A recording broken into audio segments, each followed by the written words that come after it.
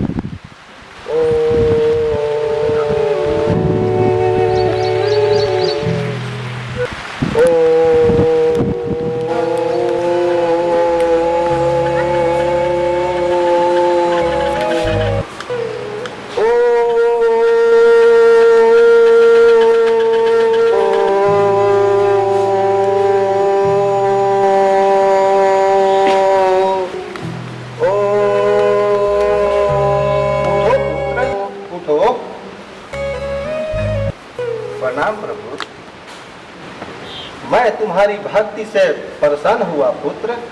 मांगो, क्या मांगना चाहते हो? प्रभु मुझे ऐसा वरदान दीजिए जिसके सर पर मैं हाथ को जलकर भस्म हो जाए।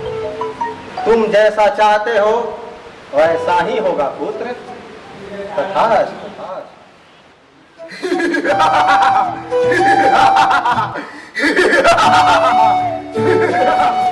प्रभु मैं कैसे मानूं कि जिस पर मैं हाथ रखूंगा जलकर भस्म हो जाए? इसका प्रयोग मैं आप ही को करूंगा प्रभु।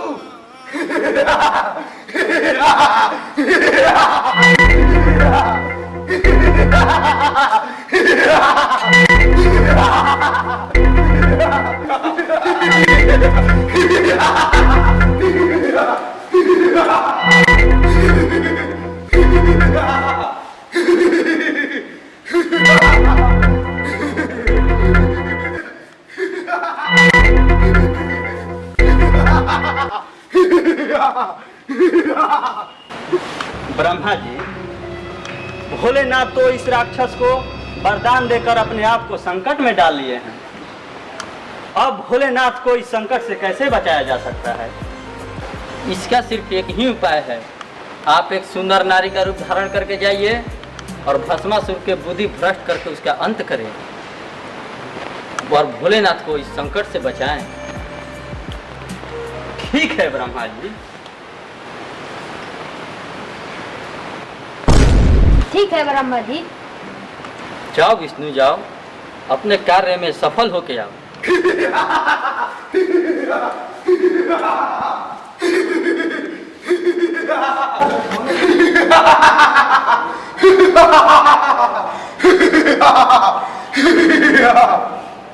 तुम कौन हो सुंदर नारी और इस जंगल में क्या कर रही थी? मूर्ख प्राणी, बोले तुम अपना परिचय बताओ।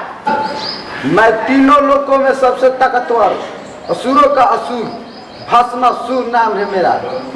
सुंदरी, मेरे साथ चलो और मेरी पटरानी बनकर तीनों लोकों पर राज करो ना, राज। मुझे अपना दिल की रानी बनाना तुम्हारे बस की बात नहीं है।